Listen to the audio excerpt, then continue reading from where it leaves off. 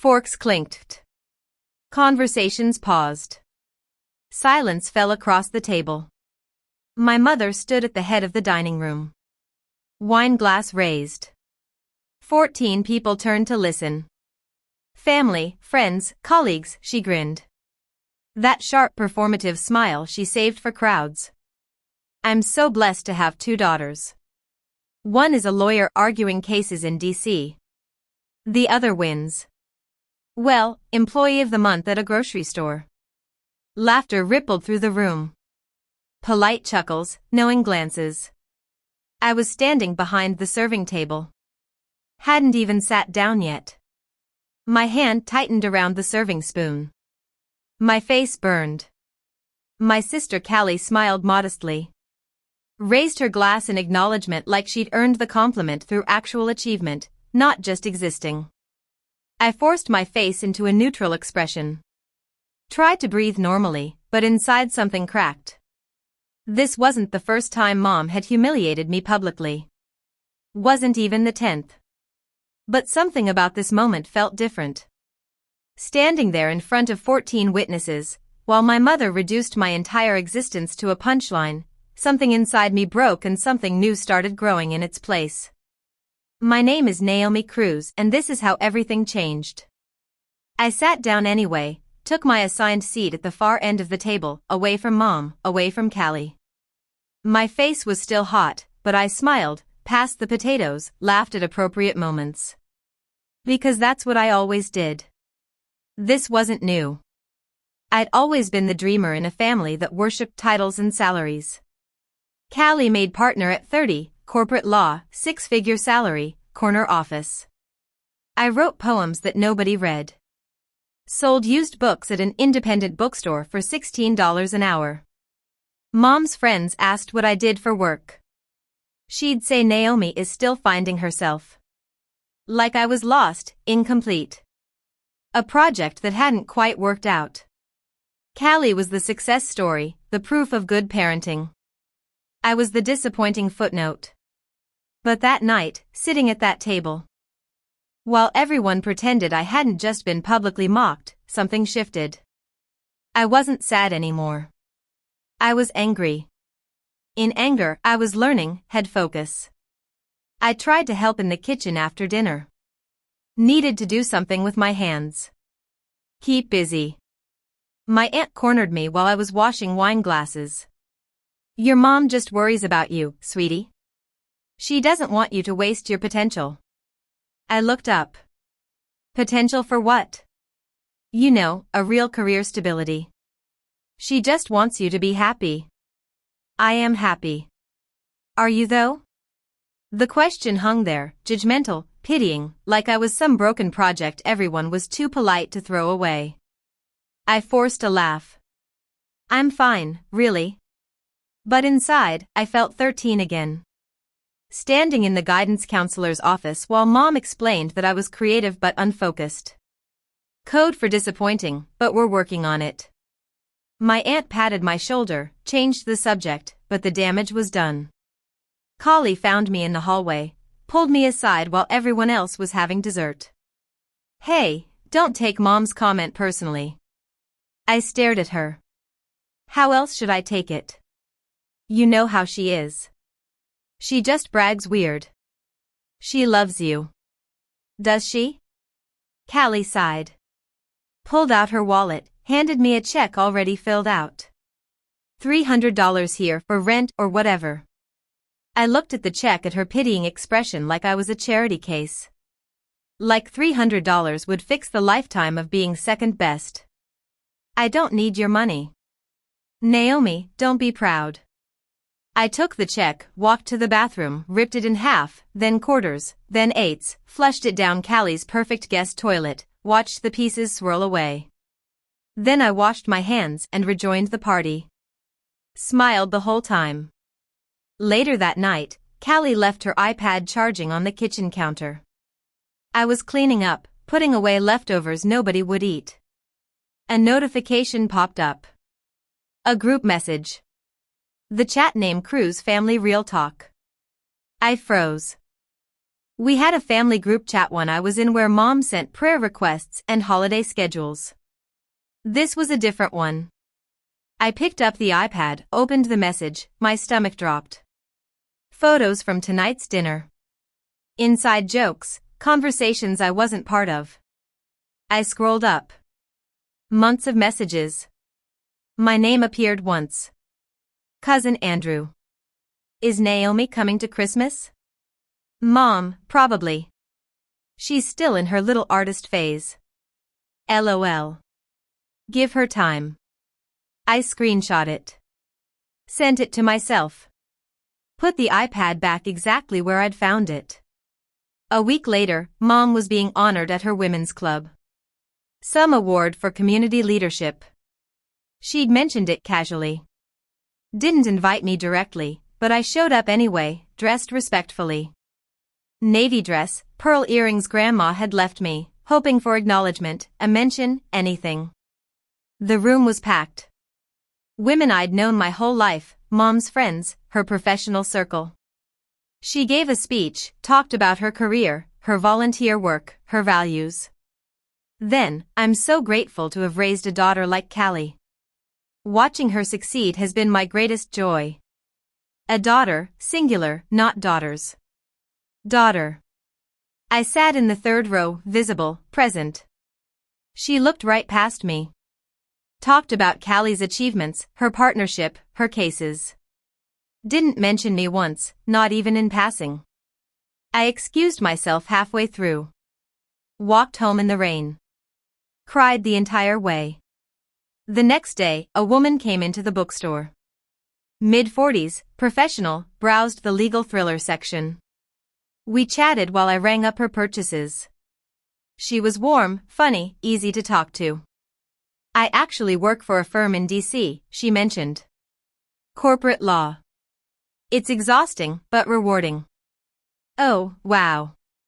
My sister works in corporate law, too. Really? What firm? Whitman and Associates. Her name's Callie Cruz. The woman's expression changed. Subtle, but noticeable. Callie Cruz. Yeah, I know that name. Small world. Very small. She paused. Didn't she leave Whitman recently?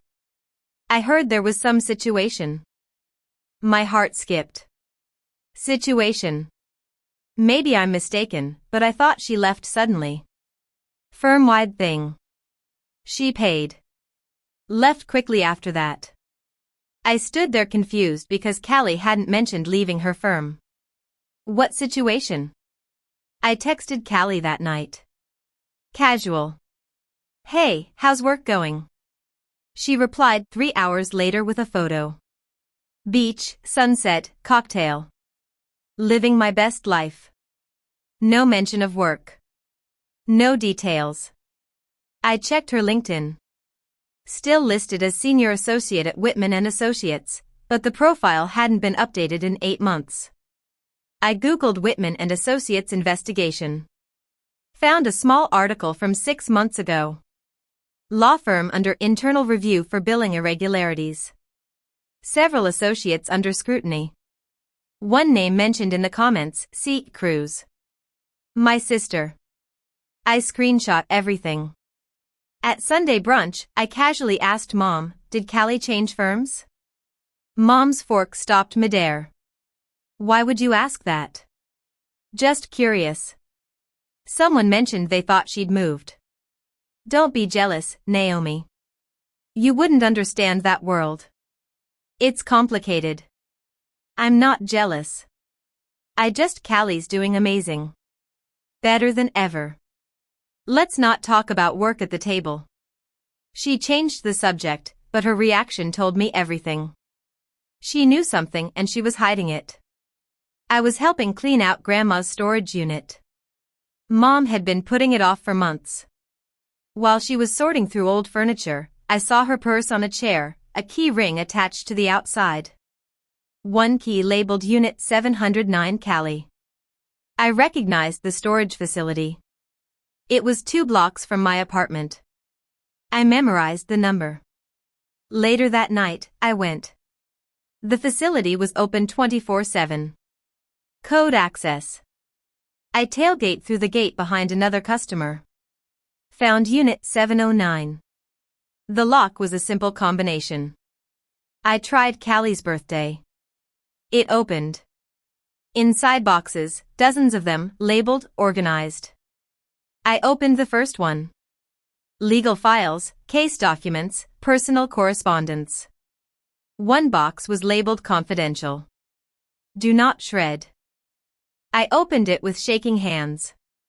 Inside the box, emails, letters, HR documents. One caught my eye. A formal letter from someone named Patricia Hoffman to Whitman & Associates Human Resources. Subject: Complaint against Associate Callie Cruz. Billing fraud. I read it carefully. Twice Patricia had been Callie's assistant. She'd witnessed Callie padding billable hours, adding time to client accounts that hadn't been worked. Systematic fraud over 18 months affecting multiple clients. The firm had settled quietly, paid back the overcharged clients, forced Key out, but publicly. They'd called it a mutual departure. Callie hadn't been promoted. She'd been pushed out. And Mom knew. I photographed every document, uploaded them to a secure cloud drive, locked the unit, left. The next weekend, Mom hosted a family brunch, celebrating Callie's new chapter. Everyone gathered. Extended family. Mom's friends. Mom stood to make a toast. I'm so proud to introduce my daughter Callie, our legal genius. She's taking some well-deserved time off before her next big opportunity. Everyone applauded. Callie smiled. Humble, gracious. I sat there with a mimosa knowing the truth, knowing Mom was lying to every single person in that room and nobody questioned it because Callie was the golden child and golden children don't fail. Flashback to 2 years ago. I'd finally gotten my own apartment, a tiny studio affordable because Mom had co-signed the lease. 3 months in, she called. I need to remove myself as co-signer. Financial reasons. What? You can't just. I already spoke to the landlord. You'll need to reapply on your own income. My income couldn't qualify. I made barely enough to survive. I was evicted 30 days later. Couch surfed for 6 months, slept on friends' floors in my car twice. Mom's response: it's not my job to fund failure. You need to grow up.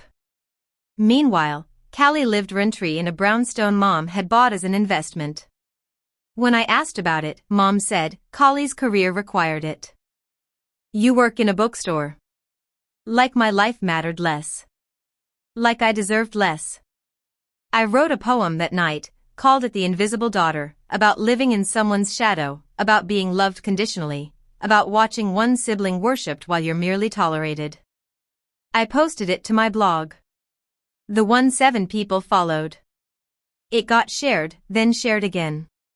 By morning, it had 3,000 shares. Comments flooded in. This is my life. Thank you for writing this. Are you okay? One comment made me pause. Is this about Callie Cruz? Someone had recognized the details. The poem spread faster than I'd planned. My inbox exploded. 3 days later, a legal letter arrived from a law firm I didn't recognize. Representing Callie Cruz. Cease and desist. Immediate removal of defamatory content. Threat of lawsuit. I read it twice. Then I screenshot it. Posted it to my blog with no caption. Just the image. The threat. The attempt to silence me. Let people decide what it meant. The internet decided quickly. Mom called me sobbing. How could you do this to your sister? Do you enjoy tearing her down? I stayed calm. I wrote a poem about my experience. You're making her look bad. People are asking questions. Maybe she should answer them. You've always been jealous. Always wanted to ruin her. I didn't ruin anything, Mom. I just finally spoke. She screamed something else. I couldn't make it out through the crying. I hung up. Felt nothing. The woman from the bookstore, the lawyer, messaged me on LinkedIn. I wasn't just casually browsing that day. I work in legal compliance. I saw your blog post. The documents you referenced, I can verify they're real. My heart raced. How? I have access to industry databases, whistleblower networks. What Callie did, it's documented. I can speak to it anonymously if needed. Why would you help me? Because I've seen too many people get away with fraud while the truth tellers get silenced. Let me know if you need a witness. I had an ally, someone with credibility. Game on. A podcast about family dynamics reached out. They'd seen my blog. Wanted me to tell my story. I agreed. I didn't name Callie directly. Didn't have to. Just told my truth about being the invisible daughter. About watching one sister worked while I was shamed. About finding documents. About patterns of deception, about families built on lies. The episode released on a Tuesday. By Friday, it had 500,000 downloads. Comments exploded across social media. My story resonated. People saw themselves in it. A journalist from a legal publication picked up the thread. Published an article, The Dark Side of Legal Golden Girls, When Success Stories Crumble, didn't name Callie directly, but the timeline matched. The details aligned. Anyone paying attention knew exactly who it was about. The article went viral in legal circles. Callie's LinkedIn profile disappeared the next day.